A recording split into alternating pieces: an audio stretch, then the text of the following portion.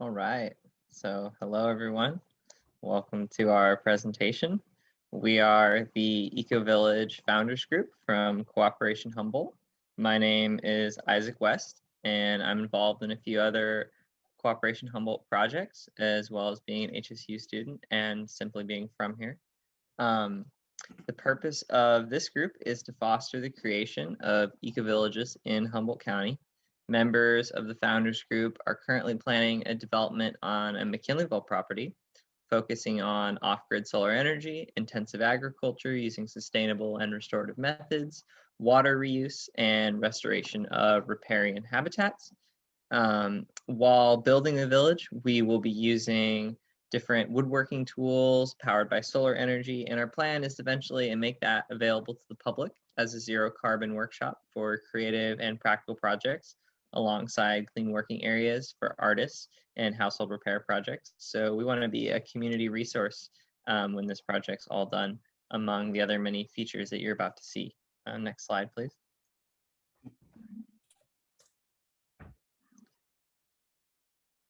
Back a slide, please. Oh, there we go.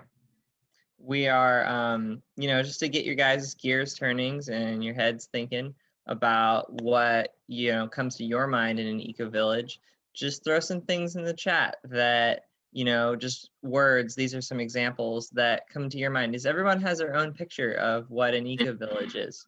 And, I'm just curious what different people, what comes to their minds. Yep, cooperative community, nature. Yep, exactly. Collective community care. Yeah, you guys are getting the right idea. Exactly. Yep, hippies. Woo! We're getting lots of responses. Love it. All right, you want to go to the next slide, Alan? Yeah, thank you guys for your input. It's good to just get your minds jogging. Yep, sharing, it's all part of it. Wonderful. So we are, in a sense, quite literally right now drawing up the future of housing, because we are assessing a property and we're thinking about what do we envision for this space. And this will be part of an exercise you guys are going to do soon here in a minute. Next slide, please.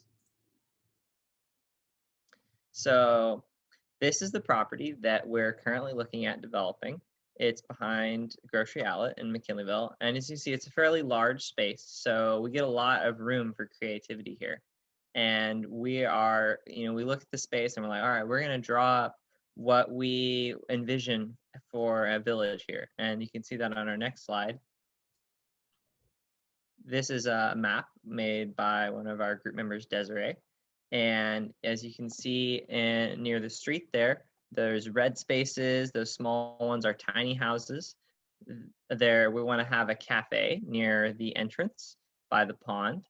So to interact with the community and, not just be an isolated village, but we really want to have that interaction.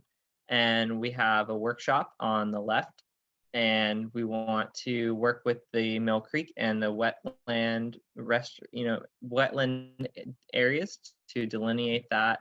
And really, our goal is to work with nature, rather than just putting buildings on top of things that are not meant to have there. We really want to have a kind of holistic approach to development.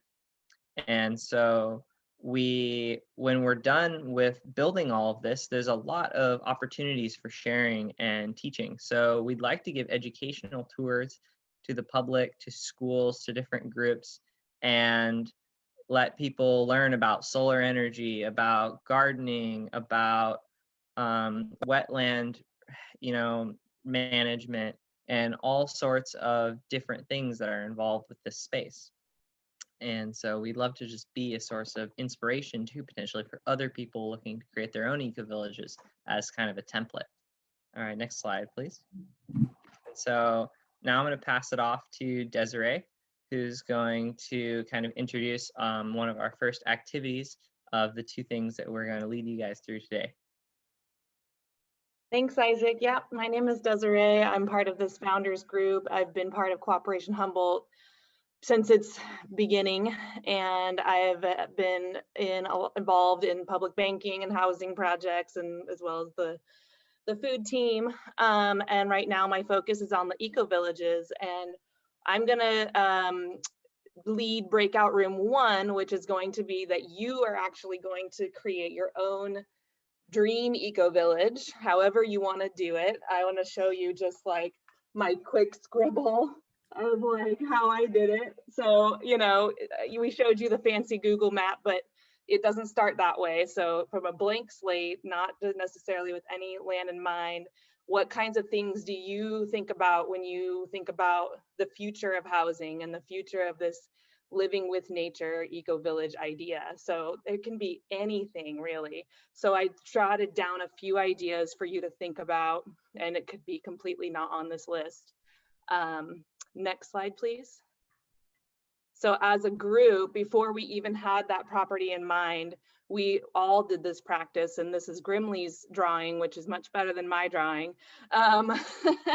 He probably took more than 15 minutes that we have, but yeah, so he had a pond, he has a greenhouse, wellness center, a school, all kinds of things. So this is kind of, these are kind of the prompts, is how do you want to picture where you want to live and what skills maybe might you bring to your own village. Next slide. And then of course there's the once we got, and this is again just from the perspective of looking at places for sale. We found this site. We didn't necessarily make an offer or anything, but it's a nice way to think about, because every site is going to be unique. This site in particular, about half of the land is actually wetlands, and we want to actually work with that, and we want to, like Isaac said, do some restoration work, but I also want to incorporate food forests, especially native food forests. There's a lot of really yummy, delicious native plants that we can eat. So that's kind of my, I guess, role as the environmental planner sort of person. That's my full-time job in Eureka. So I can help us get through some of these permitting hurdles and do something that's like really good for the land too. And I think that's it for me. And then Katie's going to guide you through her breakout room if you want to do something different than this. All right, can we go to the next slide? Hi there, folks. So I decided to do a little bit of an alternate look at how one lives in the eco-village. And I wanted to look at it from the perspective in the day of a life. So my name is Katie Warner. I'm an artist originally from Sacramento, and I now live in McKinleyville with my partner, Alan. My artistic practice as of late revolves around creatively reusing the huge amount of print media we produce as a society, most of which ends up in trash dumps. And I currently work at the Sanctuary, which is a community arts center in Arcata. But I didn't originally work there when I moved to Humboldt. I took a corporate job. Next slide. This is the infamous pile of boxes that lived in the middle of the warehouse that Alan and I worked at. After college, I entered into the private business workforce as a book, map, and chart warehouse person. I printed large nautical charts for sailors. This retailer itself was a third-party dealer for Amazon. And so our own efficiency and efficacy as workers often came into question. And one day I was asked to give myself a DELO study, day in the life of. And that format is what we're going to be subverting today for my part of the presentation. I never finished the DELO worksheet because my manager forgot about it, and orders started piling up again, as is typical. But I think this is very good way to sort of break down what does and doesn't work in a business and reapply that to how it applies to us in our lives in a lived work environment, like an eco-village. Next slide. Now, DELO in the corporate world is a study to provide insight into tasks that add value in daily work and highlight tasks that do not add value. Identifying them and eliminating them will improve work effectively. So basically, a manager or an employee keeps track of their activities and the type of activities and how long they took. And they identify whether parts of the activities are wasteful or whether or not they result in increased sales. Next slide. So the terms they use are pretty funny. It's mainly, so there's value added and no value added. Value added things are stuff you need to keep doing. For example, if I were making custom photoshops of nautical charts, that's something the customer is willing to pay for. So that adds value to the product. Things that don't add value to the product would include, say, if I were making a nautical chart and my large format printer broke down, heaven forbid, then I would have to spend time with customer support, and that would be considered a no value added, unavoidable thing. Sometimes machines break down. You have to take that into consideration, and you want to reduce the amount of time your employees spent on them. No value added, avoidable are things that have to happen.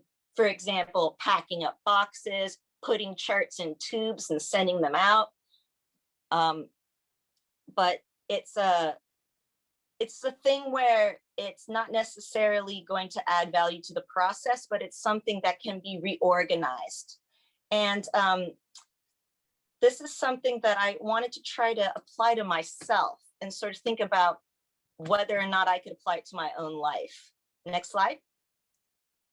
So instead of trying to define whether or not things add to the final value of a product I'm selling, I'm thinking about it differently, because we're not products or consumers, we're people in this context. And we're trying to come up with a way to have a work-life situation that is better for us personally, that adds value to our lives. So I ended up leaving that warehouse job because my health took a bad turn and my boss would not give me health insurance. So there I was with fibromyalgia, needing to start to go to physical therapy. And I realized that I wanted to change my lifestyle, reduce my stress, and find a live-work situation. So these are the questions I basically ask myself now at this point. What adds value to my daily life? What tasks do I want to eliminate? And then how do I deal with that work-life balance? How do I make it work? Next slide. So I thought to myself, what adds value to my daily life? Well, I want to interact with animals. I want nature, creativity. I want color everywhere. A life without color is sad. I want to make food. I want to see smiles and reciprocity. I don't want, people, complaining about the fact that I want to take a break or need to take breaks. What tasks do I want to eliminate? I hate commuting. I hate walking to the bus. I hate how long I have to sit on the computer every day. And I hate that I have to go to physical therapy now because of all the time I spent sitting at a computer. And how do I want to deal with work-life balance? I was like, well, I want to schedule self-care. I want a more free-form afternoon. I want an exercise routine. I want to be able to set up time for my friends and loved ones. And I want to reduce meeting lengths. So I came up with this drawing. Next slide. This is my own sort of DELO interpretation. And this is a visualization of one day, hypothetically, if I was working at the Wire Property EcoVillage. Now, in this, I'm imagining a proper farm day, 6 a.m. to 9 p.m. But there are a lot of ors in here. And the reason there are a lot of ors is because I want to have that sort of flexibility. So maybe in the morning, I'm giving a tour to a group of students to look at the tiny homes, or I'm helping with the seasonal food prep, or I'm helping with the seasonal planting. And if it turns out I was doing planting all in the morning, then I reserve the right to take a nap in the afternoon before we start preparing our communal dinner. And of course, I have in here all the other things that I want integral to my life. We have the community interactions in the evening as a group of eco-villagers meeting down. And also, I love electronics, so I put video games in there. I want to spend some time doing digi stuff, even though I'm trying to separate that out from my life overall. I think that there's an achievable balance, especially if I'm in a solar tiny home and all of that electricity is just for me. So next slide. So now that's the proposal I have for my breakout room. So I'm calling it the DELO exercise, and using whichever medium you want, drawing, writing, pantomime, songwriting, create a day in the life of, or some representation of part of the day in your life, and envision how you would like your work/life to be different in an eco-village situation. What would you change? What would you add? What would you subtract? You can get as detailed or undetailed with that as you like. And we are doing good on time. So I think we're going to have a 15-minute breakout sessions for these. Can we go to the next slide? Yeah, so here are 2 breakout room options that we're going to have here. Basically, what we'll do is room 1 will be for drawing an eco-village concept, and room 2 is for, you know, hypothesizing about the things you want to change in your life, and you can express that in whatever creative way you want. So Des is room 1 and I'm room 2.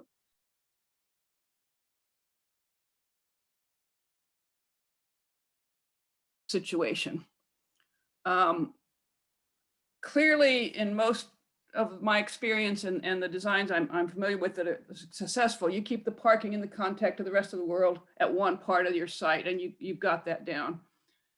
The yellow line represents internal circulation, and it's been experienced that you want to have more than one way out of the community eyes. You don't want only a single path in and out where people know when, you know, if you want privacy, just so it's diagrammatic, a loop. I've put the household as connected rows of housing. Again, it's very diagrammatic and conceptual, but the idea of having solar panels on the roofs, and from an architectural point of view, shared systems like plumbing, walls, even spaces might be, it's a very different approach to private property than tiny houses. And my experience both with the students and living is we're in this horrible, in my opinion, transition between our sense of self and privacy and what the hell does community mean? And we still hold pretty strongly my space, my home, my picket fence, my backyard, my pet, et cetera, so that most co-housing systems in the US and eco-villages are a subset of that usually, have much larger kitchens and individual cooking spaces than the shared common house spaces, which also have cooking. So I'm sort of putting that out there as a challenge to rethink tiny house versus row houses or something like that. And obviously vegetable garden is really critical to community sharing and sense of connecting to earth. And what you put in the common house workshops, obviously eating and sharing and meeting. But the key is this business of my space and common space, myself, and what does community mean?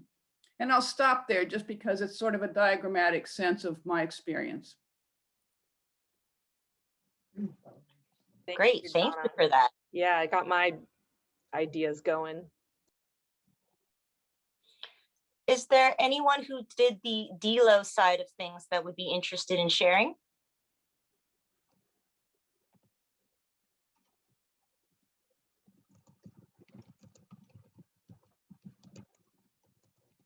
Francesca, can we unmute her?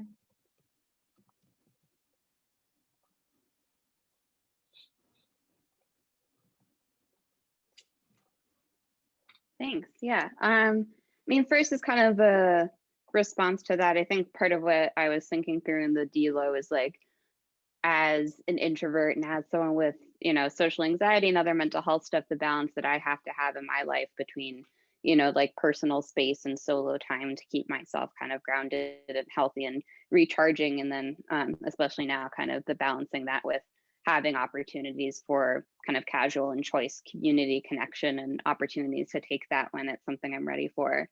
I overall found this a very interesting exercise to do, and this, especially the DELO in this moment, especially because I made a middle column of things between like things I want to keep and things I want to add of like things I used to have, and in normal times hopefully we'll have again, but that I don't have right now. And it being able to really envision from like this moment of being in my apartment without ever leaving some days all alone to like this other space was an interesting one. But I also, in thinking about the kind of personal way I structure kind of personal and community time, also in hearing you all kind of talking about the EcoVillage plan, was thinking about like, how does the EcoVillage perform differently from like suburban communities or other kind of self-isolated communities? That how do we make it not just another space where people opt into and then there's a uniform culture that you have to step into, and kind of collective rules you abide by. And there's, you know, even if there's a community space with the outside world, there's still the sense of separation. And then maybe that just reinforces kind of inequity and, you know, resentment in an outside community. So thinking through that as well and how that shapes the space. Thank you. Great.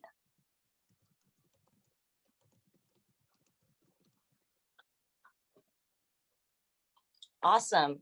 Well, I think with that, we are on schedule to move on to Alan's section of the presentation, in which he's going to be talking about the solar-powered community workshop that he proposes for the site.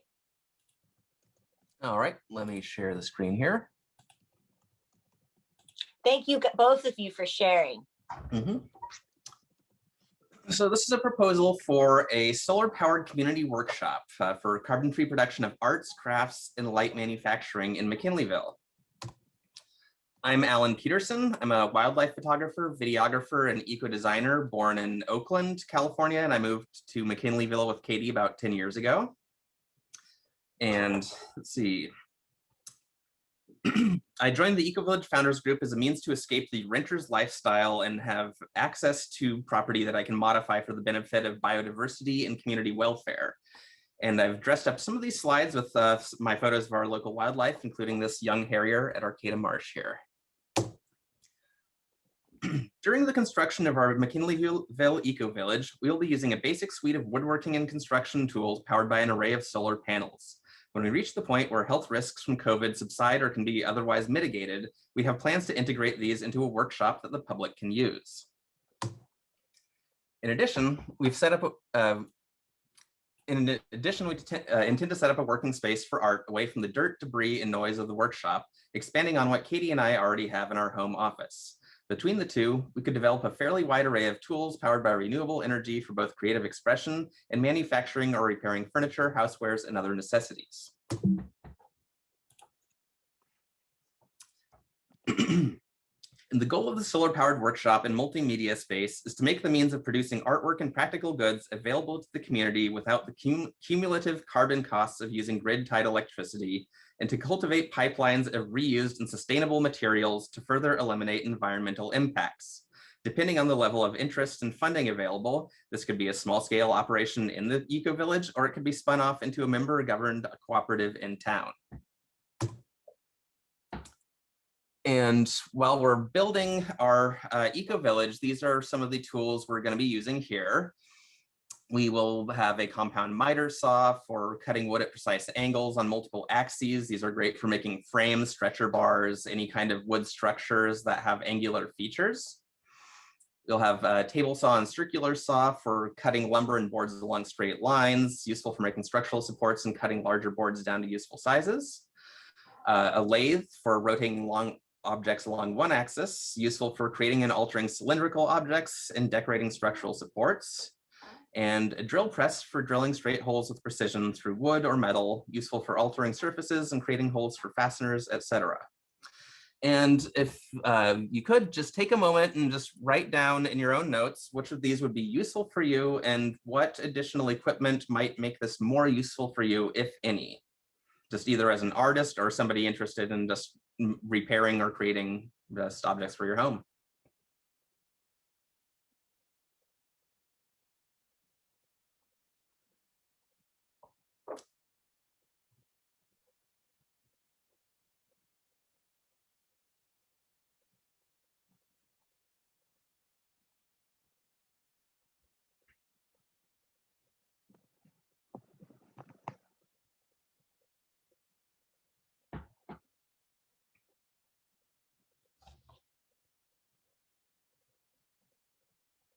I still see some writing, so I'll give you guys another minute here.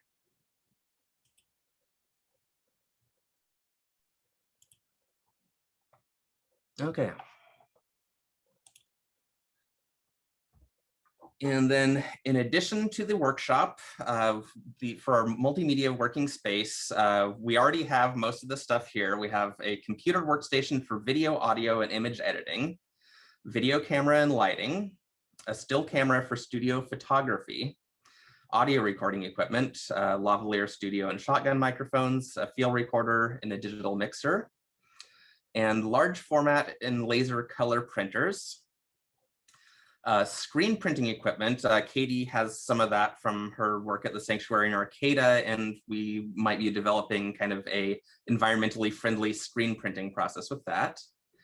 And we have a guillotine and sliding cutters. And again, if you feel like this kind of working space might be for you, just take a moment and write down in your own notes just which of these would be useful to you and what additions might make this more useful, if any.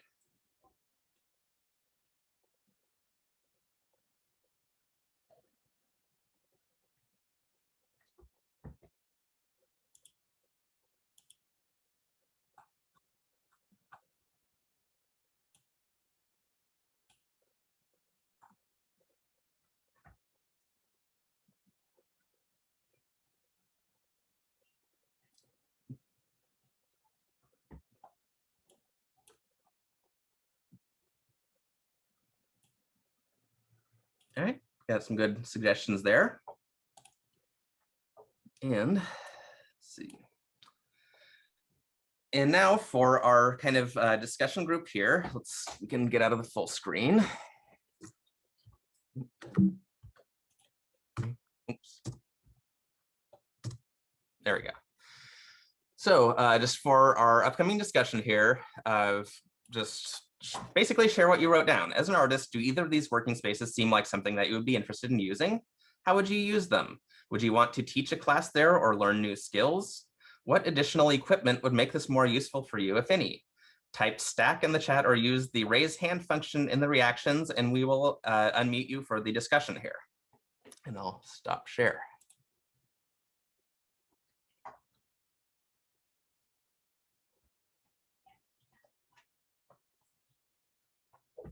Okay, looks like Brianna first and then Donna. All right, is somebody unmuting them or should I do that? I got it. Okay, cool.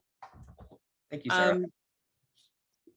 So this was a lot to absorb, but from what I could absorb, as an artist, I usually work in dance and theater-based environments, but also thinking about like organizing. And I really enjoyed the concept of a multimedia space, in particular having like field microphones, audio equipment, because I would love to see, especially things like film and journalism, be taken and democratized so that anybody can report on things that need, that are pressing, things that need to, information that needs to be disseminated.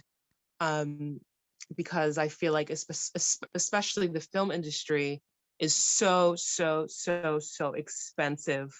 And just to think like, in order to really hone your skills,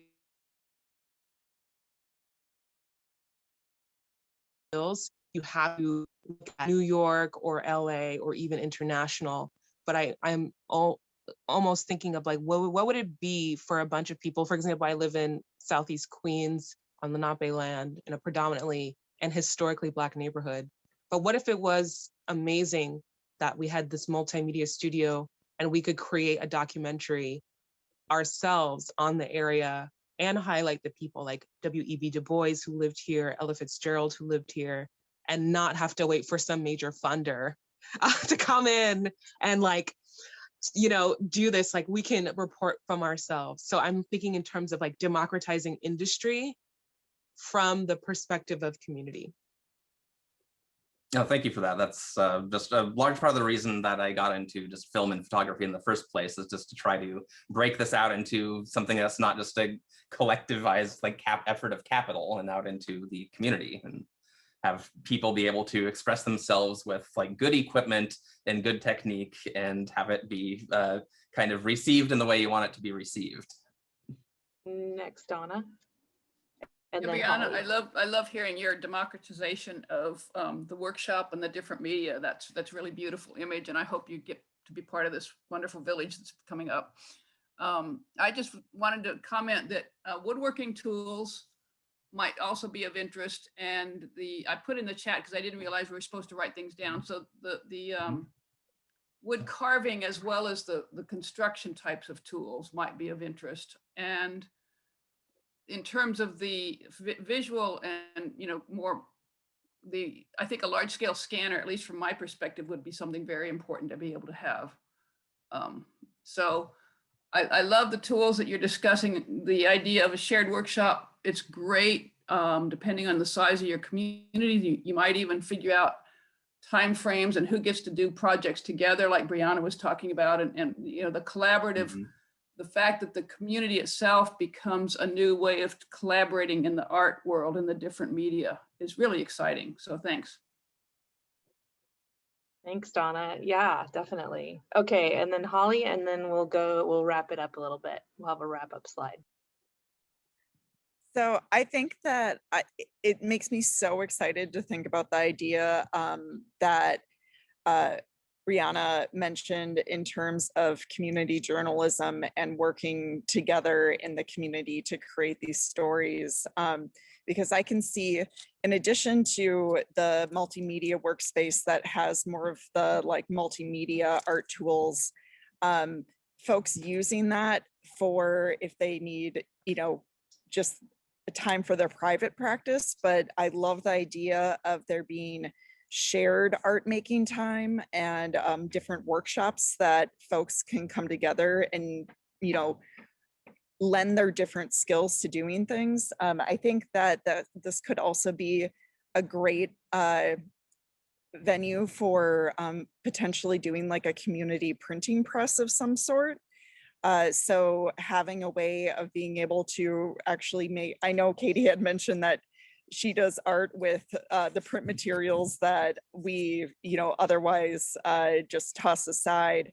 But having a way to be able to package the art and creativity of folks in our community and tell those stories is something that, could be a piece of art in itself that people could cherish and share with one another and, learn from. I think, I don't know, I think that could be a great avenue to go down as well.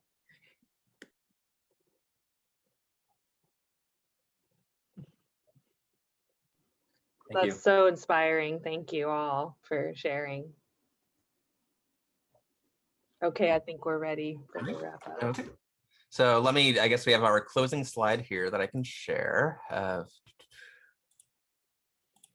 I really appreciate everyone's comments. You guys participating in this and, interacting with us is what makes this fun, So thank you to everyone for coming out and, tuning in, really, I should say, not coming out in this day and age.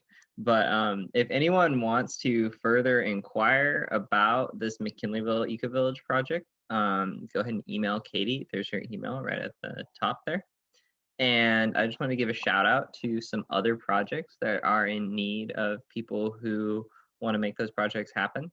There's the Arcata Housing Cooperative, which is essentially buying houses and establishing a network of houses that are, the goal really is to put a cap on rising rent prices and provide stable housing for people. And if you've tried to find housing in Arcata, that there's a lot of slummy landlords, and we're just trying to not have people have to go through those problems just when they want to find a place to live. And there's the Blue Lake EcoVillage project, which is totally in its infancy. All of these projects are completely square one, foundation level. But the Blue Lake EcoVillage project is a lot like this project, except it's in Blue Lake, and the city actually has given us some support for that. They're interested, and then there's the Blue Lake worker-owned grocery cooperative, which would probably be in the Emporium, if anybody knows where that is, in Blue Lake, and that would be that there's no really current grocery store in Blue Lake, so there's a need for that.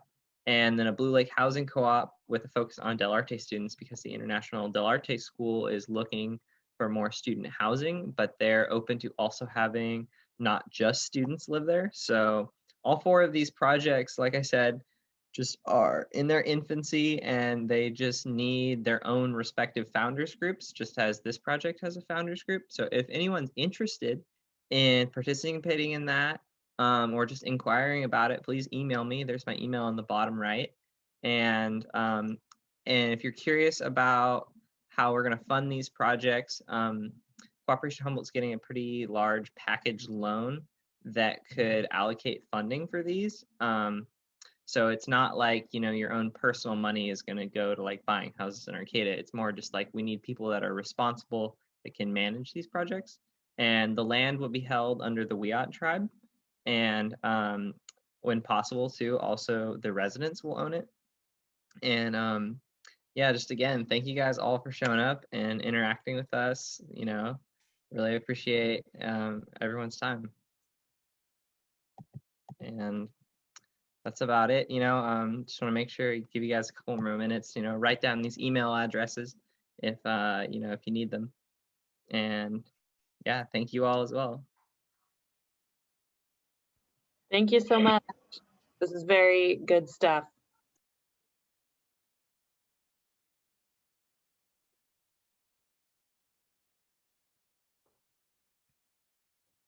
Yeah, appreciate everyone's comments.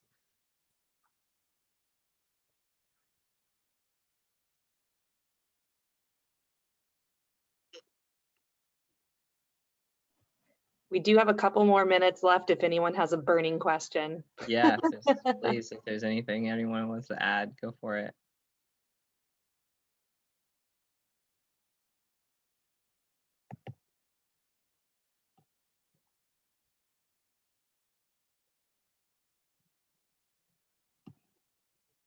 All right, looks like we don't have any questions. That's great. Then I guess we got got it all answered. And you know what? I actually did come up with a question, and if you could answer it in a minute, it's something like, if we're not in this area, do you have any recommendations for funding? These funding partnerships seem really like the heart of making this happen. mm-hmm. The partner that is working with Cooperation Humboldt on the funding side is called, oh, I'm blanking on it now, Full Spectrum Capital. Yeah, Full Spectrum Capital. They're like impact investors who have been like funding EcoVillage development a lot in South America, and they're trying to kind of break into North America doing it now too. But yeah, as far as finding funding sources, like that is really, you know, that's the golden key. It's hard to overcome that. You know, it's a reality that land is really expensive, building houses is really expensive, getting permits is really expensive. You know, I wish I did have some advice. I feel like, you know, we're really grateful that, you know, we have some awesome people who know how to reach out to these funders, but it's tough. You know, if you have a public banking institution in your area, they might support something like that, you know, at hopefully a reasonable interest rate, you know, like credit unions and things like that. But that just shows there is a need for, you know, more public banking, democratization of banking institutions. So all these different social change movements really are interconnected. And I think that problem highlights that.